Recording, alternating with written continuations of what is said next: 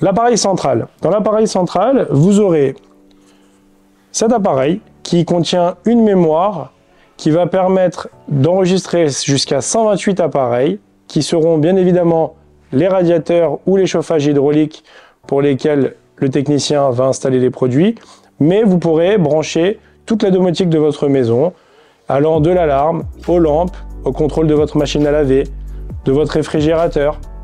Tout fonctionne grâce à cet appareil central. C'est essentiel de le laisser brancher constamment.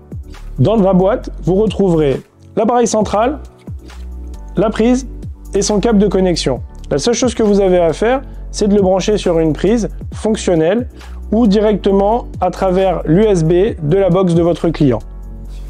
Sur la partie arrière de l'appareil central, vous retrouverez un bouton très simple qui vous permettra de le mettre en mode recherche en restant appuyant dessus 5 secondes.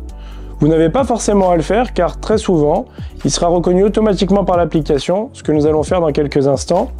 Vous voyez ici une encoche qui n'est pas toujours en place, qui est pour le RJ45. Ce RJ45 vous permettra, dans le cadre de certains clients où vous n'arrivez pas à trouver le réseau en 2,4 GHz, de pouvoir brancher directement le RJ sur la box de votre client et ne pas avoir besoin de faire une modification quelconque au niveau des paramétrages de sa box.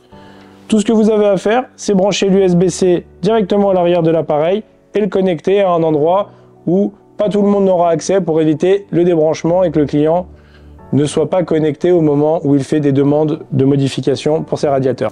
Une fois l'appareil central branché, prenez l'application du téléphone de votre client. Vous êtes donc sur l'application MyTaleos. Tout ce que vous aurez à faire, c'est cliquer sur « Ajouter ».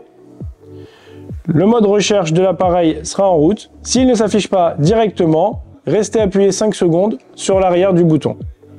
Au moment où votre appareil est détecté, vous devrez réinsérer les informations du Wi-Fi de votre client. Pour ça, vérifiez bien que vous êtes connecté au réseau 2,4 GHz. Entrez le mot de passe du client que vous aurez sûrement copié-collé ou le rentrez à nouveau. Cliquez sur suivant et l'appareil va s'installer automatiquement. Une fois l'appareil installé, n'oubliez pas de le renommer au cas où ce n'est pas le cas, en appareil central, ce qui permettra au client d'identifier plus facilement l'endroit où se trouvent tous les appareils connectés. Pour ça, vous n'avez qu'à cliquer sur le bouton où apparaît un petit stylo, nommer appareil central et cliquer sur terminer.